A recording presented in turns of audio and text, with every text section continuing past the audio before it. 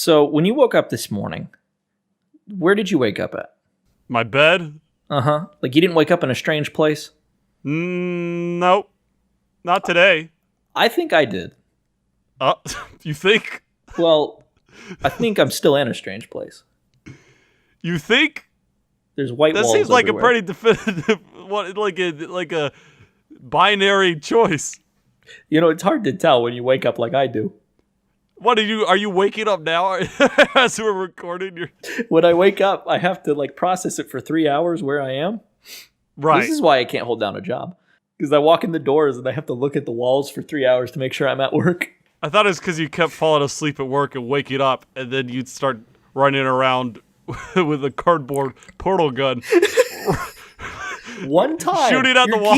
You keep getting on to me for one time. They had to shut down the entire Lowe's because of your stunt. You ran headfirst into the lighting section. Look, it was an orange light. Is it because you thought it was the orange portal? Maybe. You saw. Well, you know they got these fancy mirror lights with the lights on the outside. It was just one of those. So you went straight into it.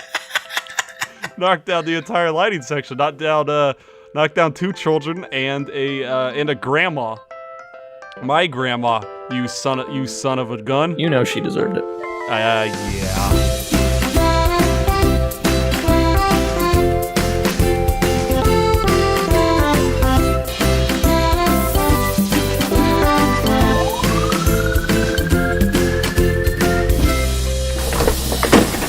Hey everyone, and welcome to Speculation Station. I am Joseph, here as always with my good buddy Eric. How it beat? And on this little show that we like to do, we take a video game, be it a single title or a series, and turn it into a movie. But not just any movie. A okay movie. Yeah. You know, something we'd at least go see. The goal is 55% on Rotten Tomatoes, which, seems attainable. And we always know there's going to be people out there. Not everybody's going to get it. People may not like it. People may hate it. But our goal is a general audience. We're going for the average. Yeah. So today we are talking about Portal, a game that literally everyone knows about. So let's not really get into... I mean, everyone knows what is happening in Portal. It's one of the most famous games ever. And, the cake is a lie has infiltrated... or at least it did in early 2010s, infiltrated internet culture so much. Everyone knows about that. Well, and there were some other things from that too that got changed around and updated and whatever. It's one of the most iconic video games to come out in the last couple decades. I think what was really interesting, and this goes with both Portal and Portal 2, is it was the first video game that I saw advertised on a billboard in my area. Really? Yeah, it was. Wow. What was really weird is I didn't know that much about Portal 2. They had Atlas and Peabody, the 2 robots. Yeah. There was a poster, and it had Atlas. And so Atlas kind of has that humanoid shape minus a head. And so I thought, what is this headless robot with this gun? And I was like, what in the world is that? Is this some, cyber movie coming out? Is this Pinocchio 3001? Yeah, because, if you look back at the time it came out, 2007, Valve was at an all-time high. They were coming off of Half-Life 2. They had TF2. They had the Half-Life episodes. And they had Portal, which, it didn't get better than that. And Left 4 Dead 2. They had a lot of 2s, never a 3. A lot of 2s. Well, they got Alex's. That's I'm Portal Alex. Left 4 Dead Team Alex. Fortress Alex. Dota Alex. Well, let's, should we give a brief synopsis of the plot of Portal, would you mind? You wake up as, I believe, Shell. You are in a testing facility, and you were told multiple times that you are in a testing facility, and you go through these tests until your usefulness has run out. Then you are trying to, you are basically sent down the line to be eliminated. All of this controlled by a robotic system called GLaDOS. And There was kind of a sense of an eerie uncanniness to the first part, because you're going through these tests. It feels you don't see any other humans. You hear this, robotic voice guiding you, and you're kind of like, it's a little strange. But there's almost a humor to it. Kind of strange. But then you start noticing the cracks. Quite literally. There's panels in the wall that's been moved, and you see like insane scribbling on the wall by what's his name, Ratman. Yep. And some of the areas of the facility aren't so nice and white and pristine, and then robots start trying to kill you. It's a whole thing. It's a whole thing. Well, you eventually kind of turn the tables on GLaDOS and blow her up. You don't. You kind of blow her up. You take away your personality cores, which I'm not quite sure how that works, and she basically self-destructs, or so you think. And that's Portal 1. So I've been thinking about this one a lot during this past week about where we're going to go with this, because I think there's some definite problems that crop up around Portal, trying to turn Portal into a movie. Right. Number one is genre, and number two is story. And let me break those both down a little bit. So far, the 4 episodes we've done have been kind of semi-lighthearted action adventures. I think we should shift genres for Portal and move towards a kind of psychological horror or thriller type thing. When you're referring to that, are you saying that we ditch some of the lighter aspects of Portal? Or I don't think so, but we focus more intently on the horror. I think we have to illustrate that there's a dark undertone. I mean, obviously, we got to stretch this out over an hour and a half, so we're gonna have to beef up some of the spooky parts. Well, here's one idea, and I'm gonna go ahead and throw this idea out. I know we're not to that part yet. Is we could take this and we could look at it from the kind of the way the comics did it. But you thought like the backstory of Aperture Science. Yeah. If we set it in the past, then we're just gonna get the full story of what's going on, how it got. Which to I that don't point. love. I don't love that either. The game does a really good job with mystery, where if we're having to work with a medium that's already done that, we already are at a loss, because a lot of that stuff is already known by the general audience that has played the game. Right, so the twist that GLaDOS is actually evil won't hit as hard. No. Which may mean that that's something we don't focus on as much, and we focus on the stuff. Which brings me to my second problem, which is the story. So for the other 4, we've more or less made up the story. Yeah. But for Portal, I mean, it's super story driven. Of course, like you said, by now everyone kind of knows at least the beats of the story. And I think we're going to have to maybe not necessarily swerve off, but like detour around some of the more linear parts of that and kind of show them at least in a different light. Things that weren't showcased in the same way in the game. Yeah, change how they were shown. Right. It's the same story, different angle, so to speak. Yeah. Let's talk about the thriller genre real quick and how it relates to Portal. Okay. And I'm just going to talk about the story of Portal 1. So you wake up, you're trapped in a room. You don't know where you are, you don't know what's happening. A robot starts talking to you. Already, we're unnerved. Robot says like really creepy, morbid stuff. You find insane man scribblings on walls. Right. There's no humans around when there probably should be. And then at the end, a common staple of horror tropes, which is not necessarily a bad thing, even though it's a trope, is a repetition, a cyclical nature. Right. That this has happened before and it'll happen again. And so at the end, GLaDOS is destroyed. Chell is dragged back into the facility. Yeah. Which really fits, I think, with that kind of it's not over. This is just one hump on a circle that doesn't end. Those are tropes that happen in almost every form of thriller, be it's going to happen again to somebody else, or it's going to happen again to the same character, or whatever. Yeah. So I think we can lean that way pretty hard. Right, and it's the nature that similar tropes and similar topics, if that's what makes it that way, we'll follow down that path rather than trying to pull from the more minor stuff, which in Portal 1, the more minor stuff is the humor. Those are more almost Easter eggs in the first game, as we're in the second game, that's the whole thing. And we could still have the lighthearted quote-unquote moments. For sure. But it's like, it's more unnerving because it's been so downhill so far, and you have this weird bump, and you're kind of put on edge. You're like, what is happening? Right, and I think that's actually the mood that it created in the first game, because when you see something that's funny, you kind of might chuckle about it, but you're like, is that going to kill me? Like, You laugh, but you're like, I don't like this. yeah. And then once it's all done, then you can go back and say, okay, that was funny, you know? Yeah. We're talking about a game that is pretty much a puzzle game. And unless we go the Saw route, it's an action scene that is puzzle-based. Here is the solution that the audience may get to see before the character does, and now the character is rushing to get to that solution before a certain time runs out. I think that works for Saw because it's, you have that gory kind of release, whereas Portal, it's just like there is danger, kind of, but there's not really danger. Especially the earlier puzzles where it's just like... keep in mind, we only have one character, too.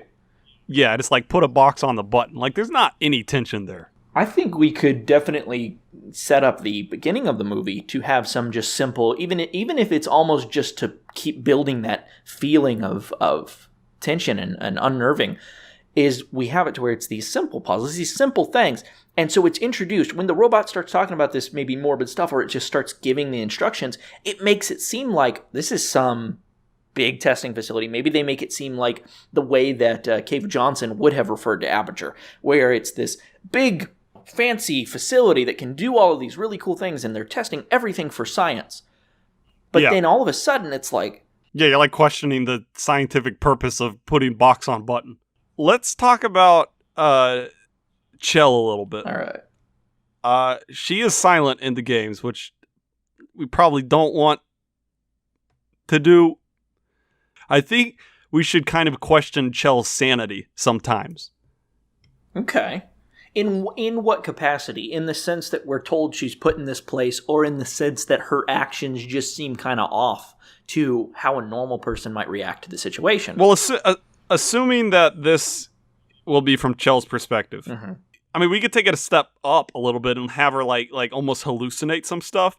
And so when she does start seeing the Ratman's like drawings and stuff, maybe we question as the audience, and maybe she does too. Is this even real?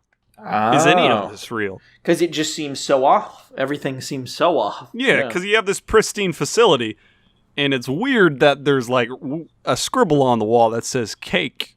I think something that we could implement that wasn't in the first game strongly would be the existence of Cave Johnson's pre-recorded messages. I was thinking that. We get J.K. Simmons on the mic. Right. We get a series of pre-recorded messages. Once again, we go more serious with them. We don't do them as much as the humor. We get these serious lines, but then we have this realization as things progress. Maybe the suggestions and the messages start getting a little more confusing. Maybe we start hearing from the AI more. So I think it would be interesting to have... GLaDOS is not the first voice the character hears, nor the audience hears.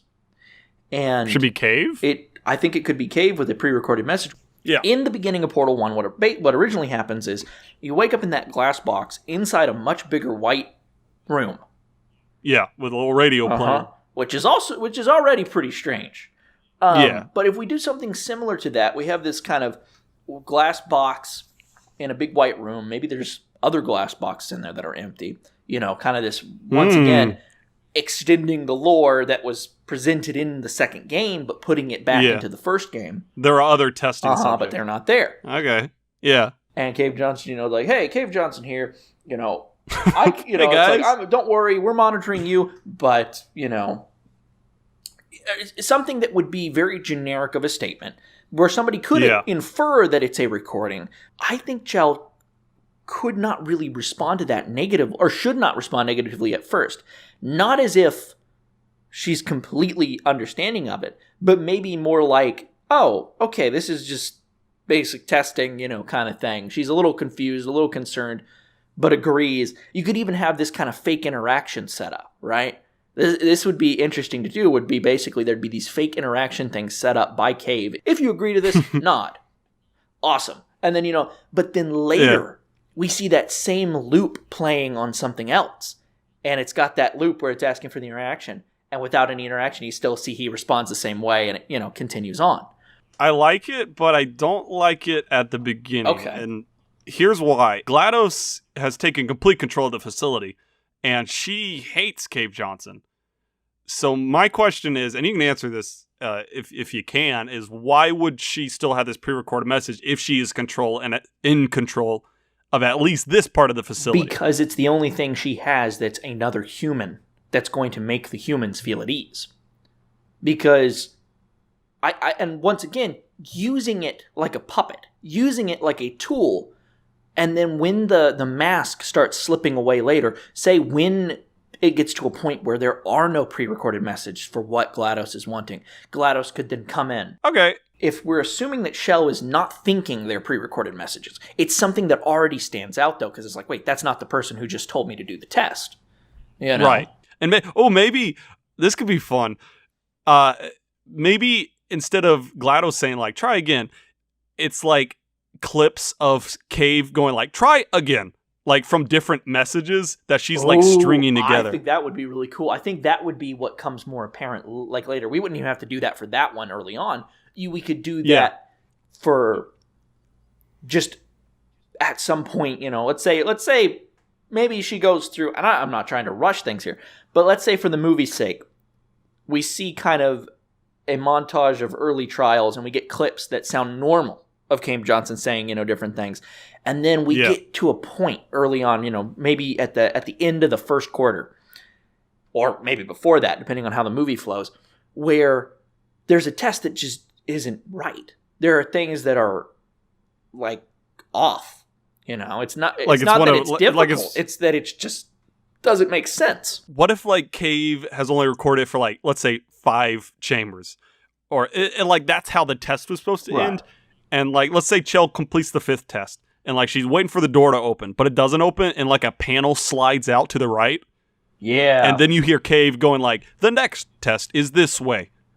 I like that. And and it could be not super obvious right at that point. I mean, you would still be able to kind of tell that's off, but you wouldn't be able to tell how spliced it is, Yeah, and maybe it can be like, the next test is this way. Like, it's just the 2 clips that are strung together. Right, you could even add a little bit of noise in the background between them or something, to make it seem like something's off. Right. I like that, yeah. I think it would, to add to that even, you could have it where in the 5th one, on the pre-recorded message, there's something where it says, this is this test, where it was like, it's about to say that it's the end, or it's about to imply that this is all that needs to be done, but it's either cut off, and that may be too obvious.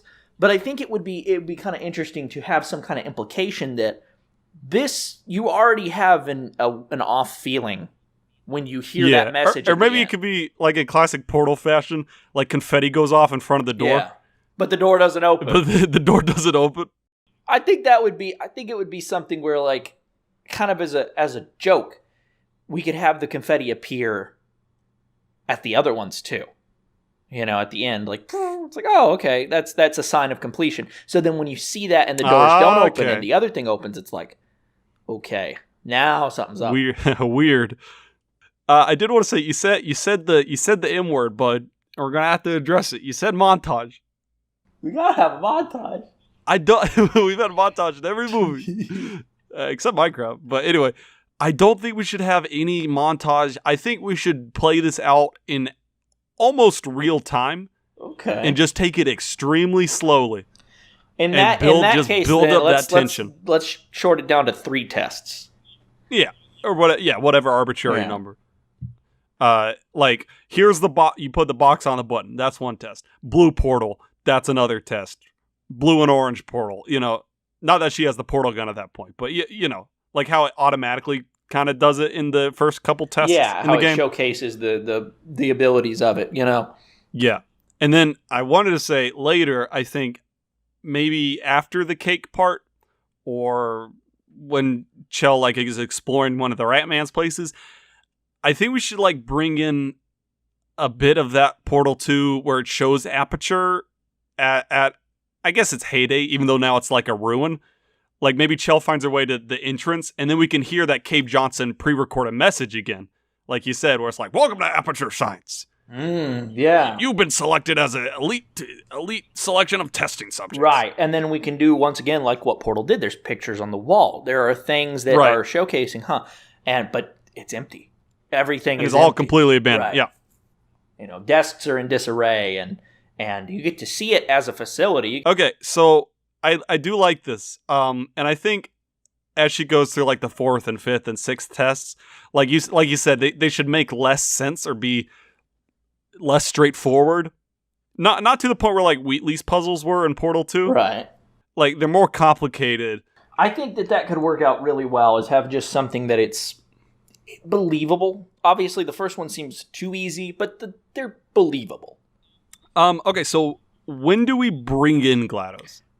Her voice, at least. I think, and this is we can't my have suggestion. Cave Johnson forever. No, I think cut snippets of Cave Johnson shortly after clips of that, and maybe you hear it as a robotic voice, but it's saying things that are inherently human. It's saying, I'm taking over for Cave Johnson.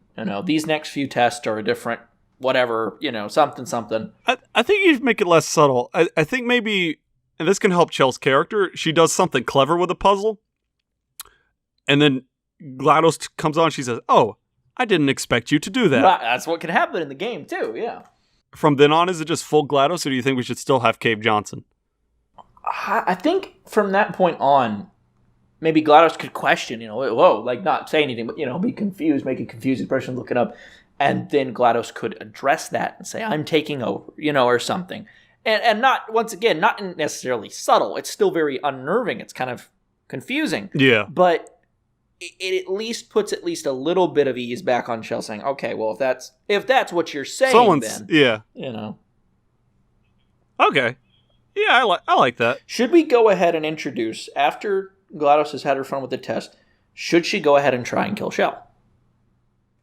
I think that should be around the midway point. I think we can, and like I said, that we can take this very, very slow and build up tension. Make it a full-on thriller, yeah. Yeah, and I mean, obviously we can add a few creepy elements like the Ratman's writings, and Chell starts to question. And maybe GLaDOS can be like, what are you doing in there? There's like a panel that's broken off, and it's a little tiny like alcove. In the game, yeah. Please return to the testing area, Yeah, and maybe one of the Ratman's like little chambers can lead into an empty office. And like Chell's trying to, and Chell's like tries the door and it's locked, and like she's starting to formulate the idea of escaping a little bit. Because it's starting to seem kind of strange. This whole thing's starting to seem kind of strange. This whole being locked up and doing portal puzzles is really weird. Should we address Chell's backstory? Because if we don't explain it at all, I think a normal person might assume, why in the world is she even there? I think we can do it subtly. Like, we don't do a flashback. And since Chell's talking, maybe she can reference that. She can be like, where's blank? Yeah. This is going to be, we may have to change it up a little bit, because we are now, again, as we have a couple of times now, at least once, dealing with father figure who has put child in stasis. Well, I didn't mean Chell's father. I meant more like husband or wife or whatever. Sure. And we could change the character up a bit to rely on that. But the story that at least we are told to believe with Portal is that she was brought back years ago. She was brought into the facility on a take your daughter to work day. And bad things happened and she was put in stasis. So, once again, we're dealing with that trope. I mean, we can keep that. I forgot about that. I think at one point, maybe in that office that I was talking about, that like maybe that's where she has that ignition to escape. She finds like a file or something with her name on it, or maybe, or more realistically, she logs onto a computer. I would like that. There could be a computer thing, yeah. Yeah. And then she's like, uh-oh. I think it should even go as far, if we're assuming that GLaDOS is going to have control. Let's say in that scene, she finds the office. Let's go ahead and get how we're going to get to that scene first, and then I will share what my plan is there. Yeah, because let's say that's the midpoint. Mm-hmm. Midpoint is Ratman whole wall office. Yeah. Question before we go back. Sorry, you know how this goes. We will tie this all together at the end. I'm keeping track of where we're going. Kind of. Should Ratman be alive? And follow-up question, should he interact with Chell? His whole insanity led him to believe that Chell was this holy figure. When he sees Chell in stasis, he does everything he can to keep her alive and keep her there so that she can get out and, I guess, escape or save the facility or something. And I think he dies before he sees any of this come to fruition. Does he? Well, because obviously he's not in either of the games. Could we change that? Should we change that? I think we could change it. How mad would people be? I don't think people would be that mad, because if they like the character, if we get a good actor to play that character, yeah, and we make him kind of a lovable insane, like me, you are the chosen one. That's cultural appropriation, Eric. Yeah. Yeah. Wait, what? I thought it was like Russian or something. He might be, but he's got tan skin. Oh, I haven't read the comics. I don't think they see him. I may be confusing him with Rasputin a little bit. Because they both have rat in the name. Oh, yeah, that happens. Classic mistake. Even though Rasputin doesn't have a rat, it's Rasputin. The Empress of Russia said she called Rasputin into her throne room one day and she said, "I have some cake for you, Rasputin." He said, "No." The cake is a lie. The cake is a lie. She said, "Rasputin, my love, please eat this cake." No. If we bring him into the picture and we keep him alive, I think that could help, but I think we would have to kill him in the film. I think... I'm going to be honest. I think we would have to kill him. I don't disagree. I think two things. Because we need to show how dangerous the situation actually is. Right. Number one, I think that having him in the movie can really up the creepy factor. And we don't even maybe show him until at least the midpoint of the movie. Yeah. Or even later. But we can do the Fellowship Gollum thing, where we see a shadow sneaking around. Well, I was saying more like that works too. Yeah, those paneled glass walls that you see in the testing chambers. Yeah, you could have a shadow run through that. But I was saying you hear clicking in the walls as Chell's going by, like a rat, and maybe she hears humming or something, and because at this point, assuming we're still going with Chell may be crazy, we can't really tell if this is real or not. Because maybe she puts her hand up to the wall and obviously it doesn't move or anything. Right. She tries to. She sees something that's strange, tries to interact with it, and it just kind of maybe makes her seem like makes the audience seem like she's crazy, simply because if we don't know who or what is going on behind the wall, we don't know what's going on behind the wall. Maybe there's nothing going on behind the wall. Exactly. And to point two, I don't disagree we should that we should kill him. I like the idea of him disappearing more though. I think Wheelie did this in Portal 2, whereas meet me in chamber blank. And maybe testing chamber 18, for instance. And so Chell, she's kind of rushing through the puzzles to get to chamber 18, and the Ratman says, "I got a plan. I'll move one of the panels and you can come see me. And we can escape." And then she goes there, and he's not there. I think that could work. I think would we want it to be something where the audience questions whether or not he's actually alive, or would like that. We want I like you want the question: them to be is he real or not? I like that too. Maybe, and we can frame it in a way where instead of doing over the shoulder of Chell while she's talking to Ratman, it's just Ratman. So we rarely show Chell and Ratman in the same shot. Right? Yeah. See, this is what we call being artistic. We are artists with our funny robot movie.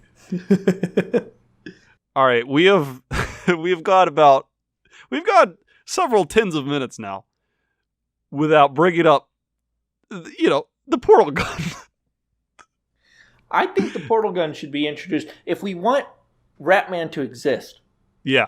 What if he's the one that does something against the system to give Chell the portal gun? Hold on.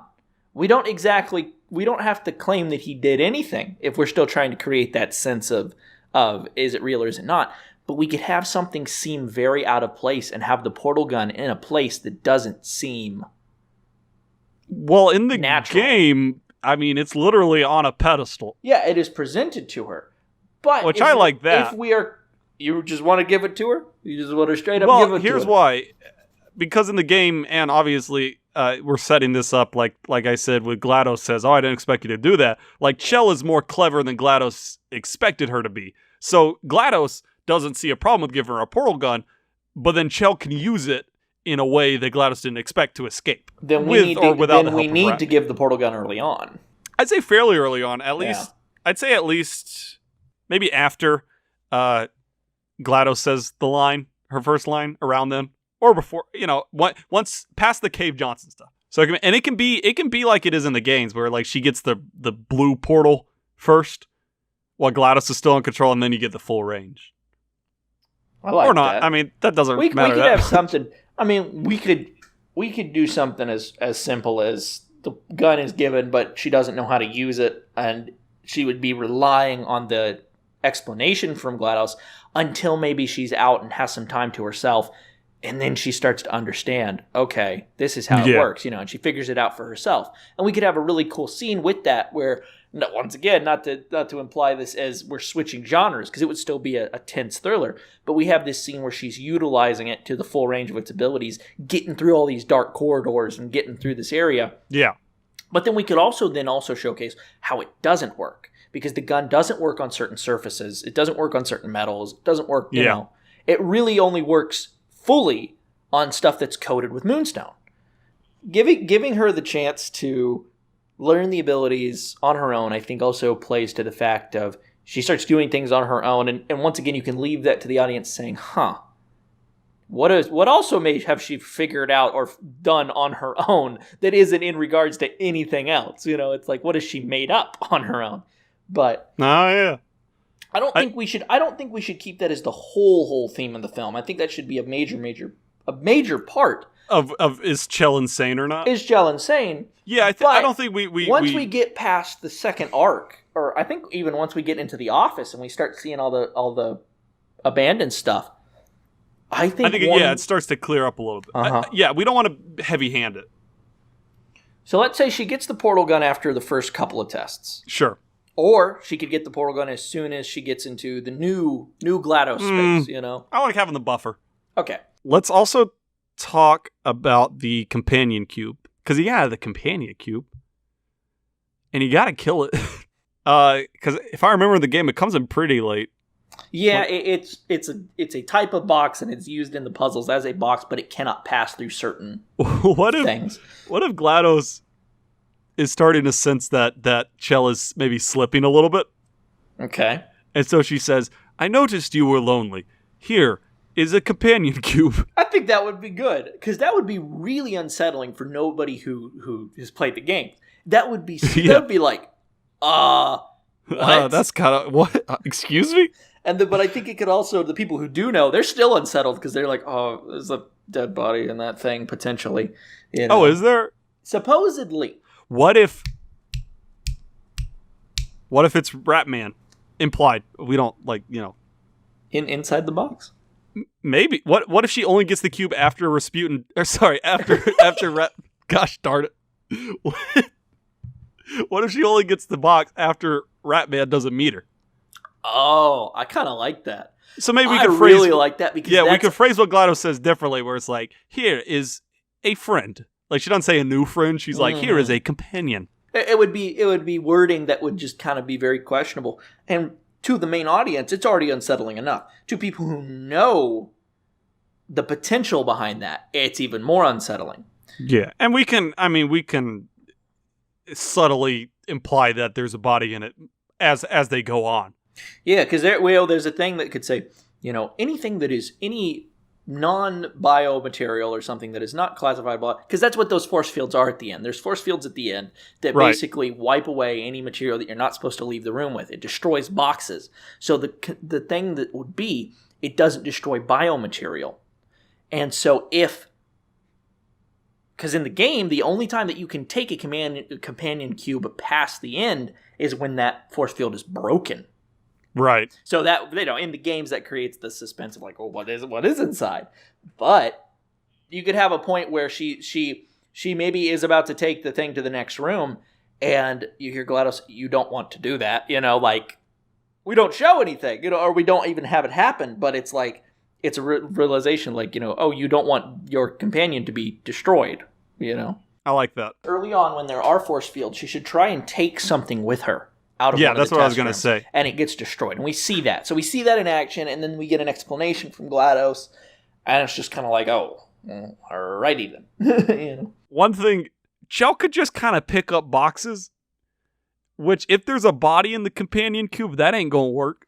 I think in the first test, maybe she doesn't have it, and the box is light. It's this kind of space box, right? You know, Right. She picks it. She's like able to move styrofoam it. or something. When the companion cube comes into play, there's a weight to it.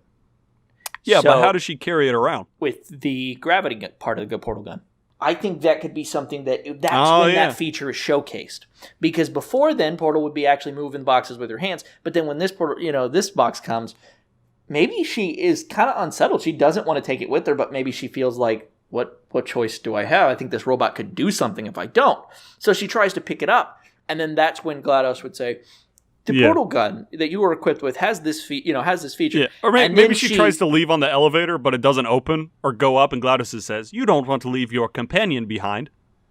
Yeah, that could be good. Because then we could, once again, pull into the fact that if it really is dead Ratman in there, she's just making this worse, GLaDOS is enjoying it. Yeah. Okay, so let's walk back a little bit. So we're taking it super slow, not in a bad way, but it's like Chell's going through these stuff. We're building the mystery. My problem is we don't want the puzzles to get... we don't want them to be like, watch Chell solve a puzzle, More than it has to be. We don't want the audience getting bored. That's why I'm not going to say the M word. I'm not going to say montage because now I agree with you. We don't want a montage. But I think for the first ones, we can make it that.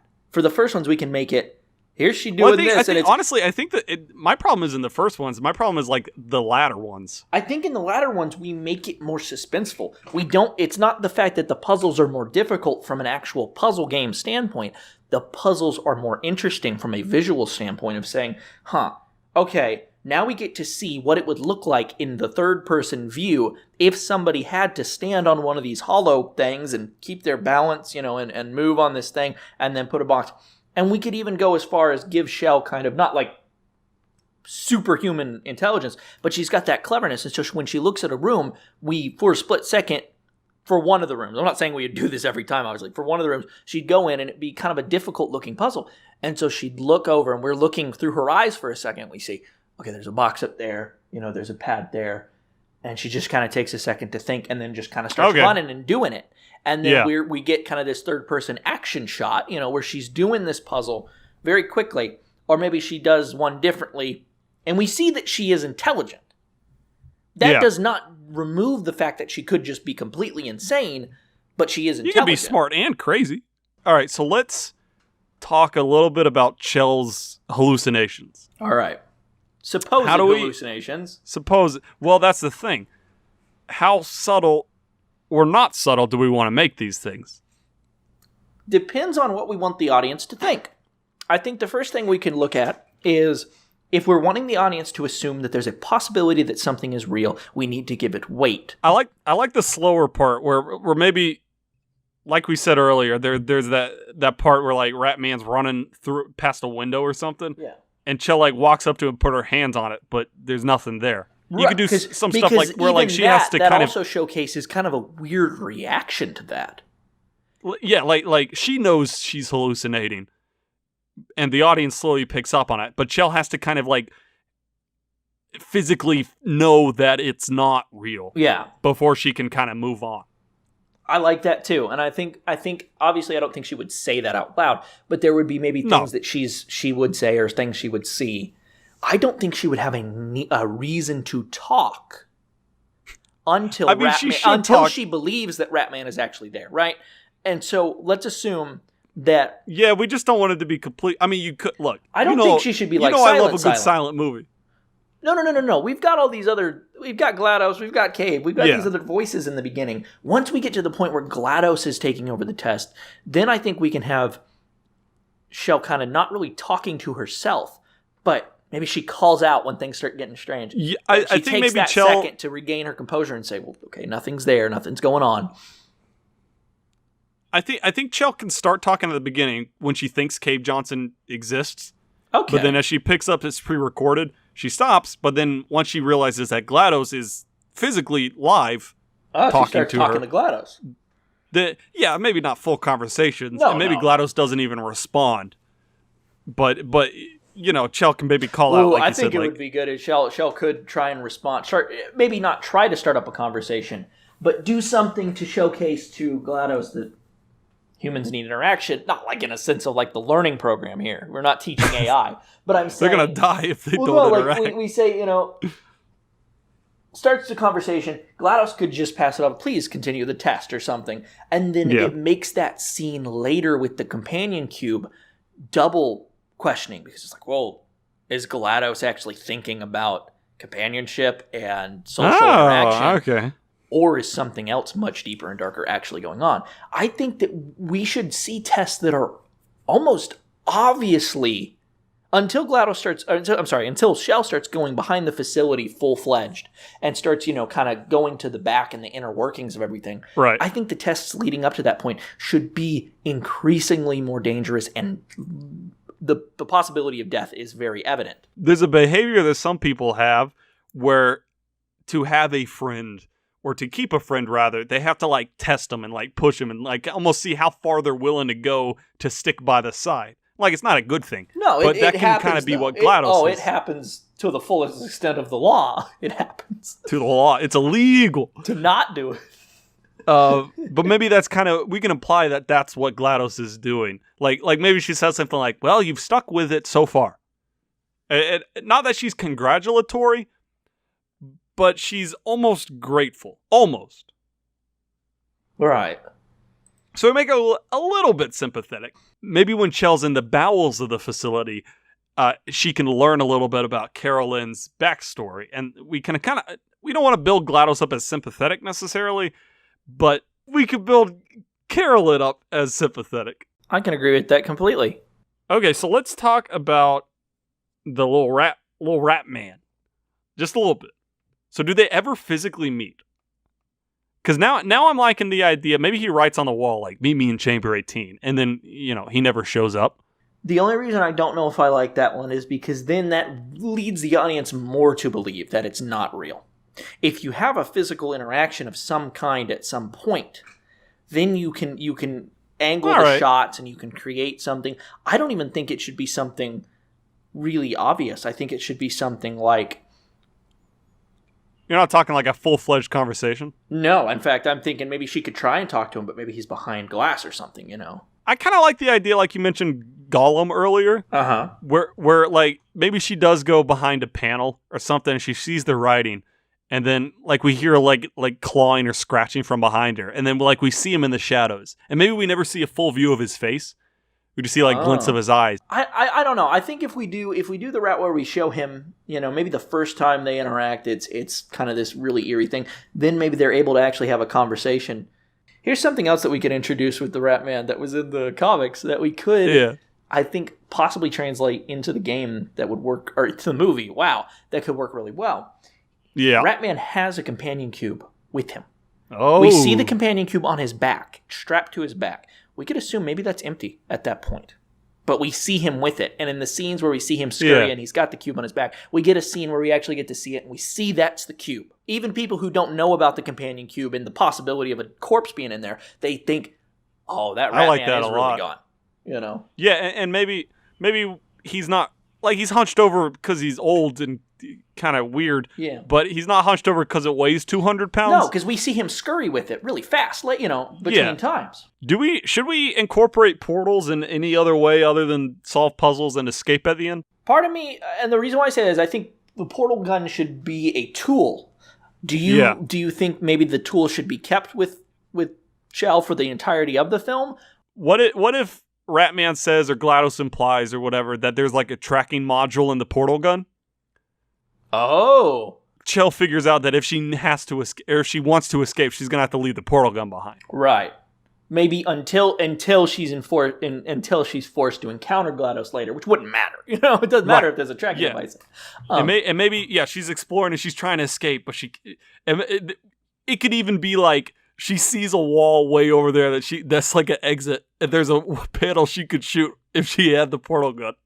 I kind of like that too. I like it to where she gets rid of it, but it really is the question of should she have gotten rid of it. We see that situation, I think, but we could also play it into the sense of when she does have it. Maybe there is something we actually see a reason why she would have to get rid of it. Maybe it's not just what Ratman says. Maybe when she's going through some back things, we see some like mechanical stuff move as if it was going to try and crush her.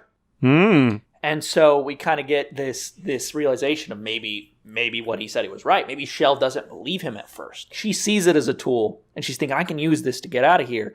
And then she sees stuff like this happen, and she thinks, it's got to be what he said. It's got to be that GLaDOS is tracking me, or whatever's tracking me. You could be, I guess, kind of less subtle with that and set it up earlier. So maybe when she first gets the portal gun, she's like, oh, this is probably a tool like a box or something I can't bring. And so she walks up to the door, and it doesn't open.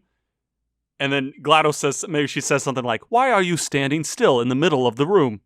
And like she looks back at the portal guns right there in the middle of the room. Oh. I mean, you could obviously write that better, but sure. And then Ratman, when he says it, that kind of confirms. Right. When Chell escapes, she obviously leaves the portal gun behind. Look, GLaDOS isn't stupid. She's gonna figure out that Chell's gone. Yeah. I think she should send something after her to, like, hunt her down and take her back. We could enter... Let's talk about Peabody, baby. I don't know if we want to put those robots in. Not necessarily, but, something like that. Something where The Terminator. Maybe Chell thinks, like, she's home free. And then, like, something starts hunting her. And so she's got to, like, crouch down and sneak around so she doesn't get caught by whatever it is. I don't know if we want to put something in that environment, but I think we need to give a Shell a reason to leave that environment, and not necessarily because something is going after her. I think there should be an idea that there are certain places where GLaDOS does not have control, because in a thriller, you do need to have downtime. And if there's something where she's always being chased, that's going to be too much suspense, She can be hunting for clues and stuff. And, like, we learn about Carolyn's backstory a little bit, like the fall of Aperture. And so that's your downtime. Because, like, we and Chell assume that we're home free. We're out of the testing chamber. And then you hear something like, you hear a footstep or like something opens a door. And Chell's like, oh goodness. And then all of that tension just suddenly rushes back. Okay. And the reason I say that is because... let's say we keep the scene where Chell sees the exit and she's like, oh, I can't get over there. The bridge is out or whatever. You know how it is in Portal 2. Yeah. I feel like it's kind of weak for her to head back and be like, oh, I gotta get the portal gun. I think she should be like captured or whatever. And then instead of, being tortured or whatever, she just put back in the testing chamber. I like that. Given the portal gun again. Once again, if she's not hurt necessarily and she's put back, then I definitely think we could put a Atlas or Peabody equivalent in something in there. Something scarier though. It'd be scarier until all we see that it does is just pick her up, put her in the facility, and then it's everything shut off. Say she's put into a facility that even looks more secure. Like, yeah, it could still look kind of grungy and dark, but it's still like things are bolted in. Like there's no way to just kind of pry your way out. Right. And then she's re-given the portal gun. Until the cake scene where Chell shows that she's clever enough to be able to escape under pressure. I think what we should end up doing, so let's say that she escapes, something is sent after her, it retrieves her, puts her back into the test chamber. The test chambers have now had minor modifications to them. Not only are the puzzles maybe a little different, maybe I think at this point we only see like 2 puzzles. Like we don't go into them anymore. We just see like, here's one that she does normally, but we're seeing the changes. Then the second one, she proves her cleverness again. Well, I think at this point, this is when GLaDOS kind of turns on full evil mode.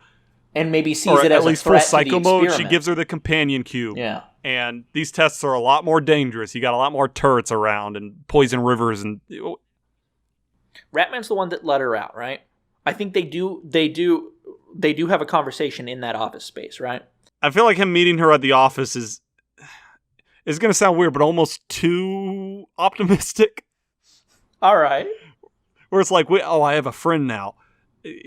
We'll be okay. We need to have the wall between them throughout the whole thing, is what you're saying. We have 3 events. We have the one where she like sees him and maybe he writes or whatever. We have the one where they talk and then he says, meet me in Chamber 18. And then we have Chamber 18 where he doesn't show up, but Chell goes through the panel he opened into the offices. Yeah. No, that actually works. I think that works well. Because then it kind of creates... We don't see enough of this guy to really question, or not to really get a solid answer if he's real or not. So we can still float with that.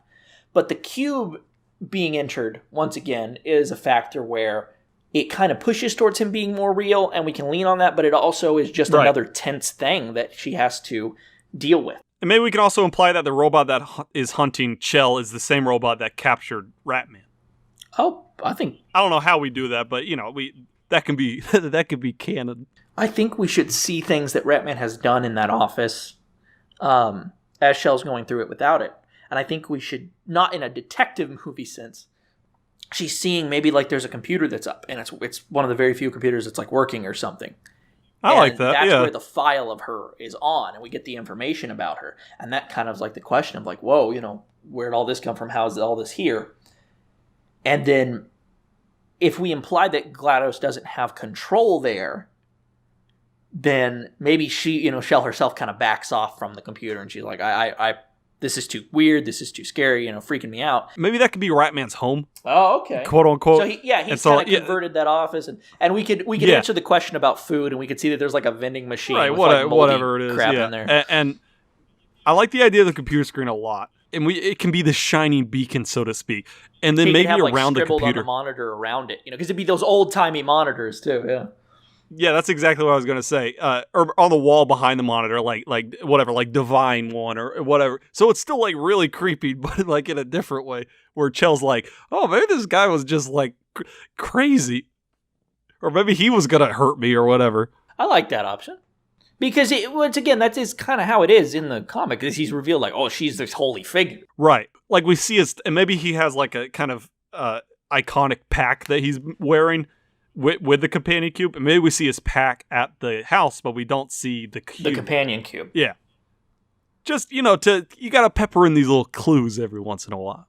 Yeah, I'm fine with that. All right, well so Chell is recaptured by Evil Peabody, or whatever it is. Creepier than that, but, she's brought back into testing. The tests are way more dangerous. She gets the companion cube. She burns the companion cube. Because I still think we should have that. I think that should happen right before she encounters GLaDOS. I agree, yeah. Well, I'd say the cake scene is probably the next, or the chamber after the next. Okay, then we'll say that, then we'll have that as the point, is the companion cube is burned in the like second to last test, the last test, the cake test. And then I say we keep the escape sequence relatively similar, just, and maybe she can send the robot in after Chell again, but maybe this time Chell defeats it. Yeah, and I think that would actually, I think that'd be really cool. We could actually, we could implement the momentum trap there. Yeah, I was gonna say she puts one on the ceiling, one on the floor. The robot and falls in, and then she sets it up somewhere else, and then it shatters. Yeah, I like that a lot. Floor. That may be too goofy, but I think it would be kind of cool. I like that because that would show the danger of it too, like the danger of portals and how it's like if somebody else were to use these, they would probably die. And then she goes to GLaDOS. Now let's talk about the GLaDOS fight. So I don't really know if you remember how it is in Portal 1. It's very monotonous. You got to go take the things and put them in the furnaces. Yeah, GLaDOS shoots rockets at you. You redirect the rockets at her. The thing pops off the personality core. You put it in the fire. You do that 3 times, and then you win. That sucks. I think what should happen, or what could happen, is she destroys GLaDOS, I think using just kind of cool portal things that you wouldn't necessarily see in the game just because of the nature of the limitations of the game. Like what? Well, the fact that in the game, the surfaces are strategically placed in certain areas. We could have it that parts of GLaDOS's chamber have maybe parts of paneling, like damaged paneling. I like that. And stuff that are sitting around like it's some kind of warehouse room. She's the boss in the chair. And so in the room that she's in, there's a lot of stuff that she had monitored, stuff she had replaced, stuff she had removed. I like that a lot. I don't think the core should play a part, really. I agree. The core's only purpose in the games were for that mechanic. It wasn't until 2 that it was introduced really the importance of having those cores, but we could assume that that's just all hardwired into her, right? Yeah, I don't have a problem with that. So I think it should more be straight physical damage to her, creating portals that would be able to fling things, from one point to another and knock about, Yeah. And maybe maybe she's like GLaDOS is bringing out everything she's got. She's got turrets out and Chell can like redirect them, or she can shoot rockets, Chell Like almost everything that GLaDOS is thrown at Chell is throwing right back. Right. And then GLaDOS is destroyed by whatever means, and then I'd say very close to near shot for shot of the ending of Portal. We could probably amp it up a little bit, like maybe Chell is like limping out, and then she falls over because she's been wounded or whatever by the explosion. Here's what I think. As she's kind of losing focus, we're not in a first person. We're seeing her, the sun is bright. She's kind of looking at the sun. She needs to get injured enough in the fight so that, she has a reason to almost probably pass out for blood loss or something. Yeah. And she kind of collapses on the floor. I think then we see a figure that kind of looks like Ratman. Is it Ratman? That grabs and pulls her back in. Not in the sense that it actually is, obviously, but it's... I don't know. I kind of think that would really up the creep factor to the whole movie. Well, in the games, it's Peabody and Atlas, I believe. Yes. You can't... unless you're like real out of focus. It's hard. Ratman does not look quite like Peabody nor Atlas. Oh, come on. I don't hate it. We just have to be... It has to be like... And maybe we don't see her getting dragged off. We can just have the figure approaching her. Ooh, I like that. Or maybe we just don't show his or its hand dragging her off, but we show her face or her her torso as she's getting dragged away. That is how 2 starts. Is she's in there and she's in a room that looks like a hotel room because she's healing from the encounter. Yeah, and it can she can be injured by whatever blood loss or neurotoxin. She's coughing a lot. We got to be careful we don't show GLaDOS getting completely decimated. I think powered off. Shut down. And I think maybe we could even have that be the finale is not maybe she starts to see that dealing physical damage isn't really it's doing something, but it's not going to do enough, especially when she's relying completely on what GLaDOS can send out. And if GLaDOS is not sending anything else, now it becomes an actual puzzle. Getting to some place that can shut this down and shutting it down at the root. I like that. Yeah. Be it the pulling of a big cord or the actual pulling of a switch or something. And I think at that point, that's when GLaDOS would also reveal, well, I need to use something that isn't going to affect me. Neurotoxin. And so that's when the neurotoxin Although, to be fair, Carolyn kind of has that trigger-happy neurotoxin switch. That's her thing. I don't hate that, though. I'm fine with that. I think we implement that in the sense of saying GLaDOS is learning as well. Yeah. Not that she has much to learn, but she didn't expect someone would get this far. Yeah. And I like instead of brute force, Chell shutting her down, because that plays into the Chell is clever thing that we've been saying. Right. Okay, last thing. Because even her using brute force before was clever because she was using everything that she had to her advantage, Last thing, let's talk about do we resolve the hallucinations at all? I don't know. I don't know if we should. hate the idea of not resolving it. In fact, I think it could play into that ending figure. We could still question, is that a hallucination? Until we see her getting dragged off, of course. Yeah. Maybe she's looking at it and she passes out as they get closer. And then I think maybe she goes out, shuts the door behind her, is looking at the field, and starts to kind of walk off into it. And then we hear the door open, and she turns, she would turn around and see. Right. And we see the figure. Maybe she smiles a little bit, like she thinks, oh, it's him, or something. Yeah, maybe. I don't know about that. I kind of like that. I think if we do one shot from her perspective again, we could see how blurry her vision is, and we see this shadowy figure. And then we cut back and see her, and she doesn't really have an expression. She maybe not a smile, but she doesn't really have an expression. It's not fear or anything. She should be reaching out, because again, that's how we set up that she interacts with hallucinations. She has to physically touch them. Okay, I like that. And then she passes. So I think she would kind of reach out and pass out, falling forward with her arm outstretched. Right. So that way we don't see what's grabbing and pulling her. Perfect. So there we go.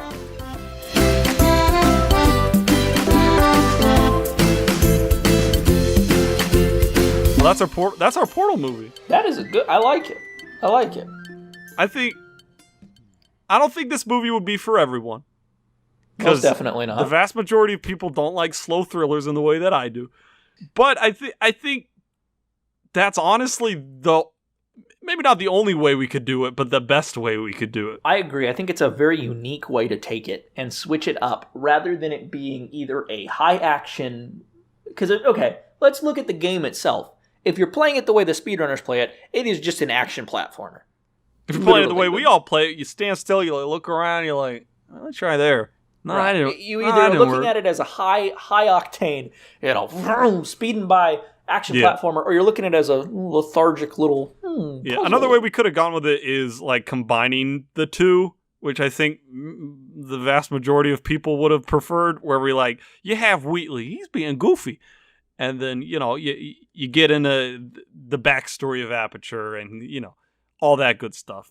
But I think for a film, see, the reason why I think it works so well in the game is because in the first game, the humor is kind of the Easter egg, where the overtone of the dark overtone is kind of the entirety of it. Well, I want to thank everybody for listening to our Portal episode. We hope you might not have liked it, but we hope you're like, oh, well, that was a good idea, or at least entertaining idea.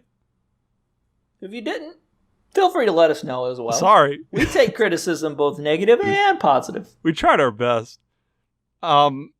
If you think you got a friend that might be into this kind of idea, share the show with them. We're on iTunes. We're on Spotify. Google Play Music doesn't exist anymore, so we're not on that. But yeah, you can find links to all that on our website. It is Speculative Reelism. That's realism with 2 E's, like a film reel.com. SpeculativeRealism.com. And if you want to support us, you can give to our Patreon. It helps us stay afloat in these rough times. So if you like what we do, then please, give us something to show that you like what we do. Yeah, and there's a link on our website to that as well. And hey, we don't play that many games, and we're definitely overlooking stuff. So if you have any ideas, you're like, hey, this game I think could be a movie, or like Portal, you're like, there's no way these two guys can make a movie out of this game. Hey, try us. Send us a game. Tell us about your game. Email us at speculativerealism, spelled the same way with 2 E's, at gmail.com. You can also find us on Twitter and our other social medias. Once again, all of these on our website. Yeah, and we are at SpecReel on Twitter and Facebook and Instagram. We're everywhere. All three of those. All right, well, we're going to head off. We're leaving. Looks like a train's starting to pull out. We're leaving Speculation Station. So we will see you on our next stop. A choo-choo. Bye. Bye.